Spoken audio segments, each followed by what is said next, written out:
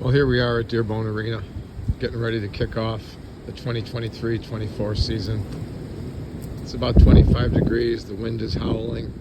I've resisted putting the liner down, waiting for the wind and the snow to pass. So today's the day to prepare the surface. The liner will go down tonight once the wind settles down. So step one here is let's get the snow off the rink and get that ground prepared for the liner.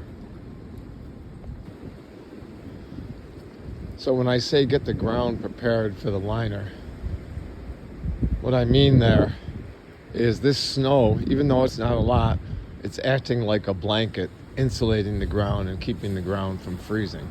I mean, eventually over time the ground would freeze, but what I've learned is the sooner we can get the snow off, the better.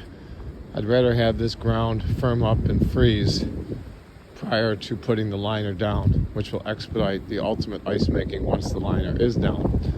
The other reason I'm waiting to put the liner down, despite temperatures being pretty favorable right now, is to minimize the amount of debris that's going to be in the ice. You can see the wind is howling and it's going to continue to howl 30-40 miles an hour until later this evening when it'll finally settle down.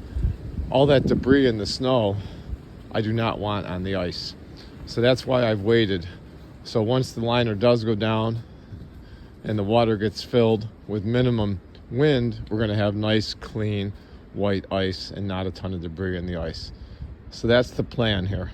Clear off the snow, let the ground firm up. Liner will go down later this evening. Okay, ground is shoveled. Dearborn Arena is ready. Now we just wait for the wind to settle down. The liner will go down later tonight. Contrary to popular belief, snow actually is not our friend. It's our enemy. A little bit of snow is a friend to help fill holes and make the ice a little bit better. But once you get into inches and feet of snow, it's nothing more than a blanket and a nuisance to shovel. So what I failed to mention is I generally wait till I see a forecast of high teens to low 20s for 3 consecutive days with little to no snow in the forecast. Then I know it's going to be an ideal time to put the liner down and not end up with a whole bunch of snow on top of partially frozen ice.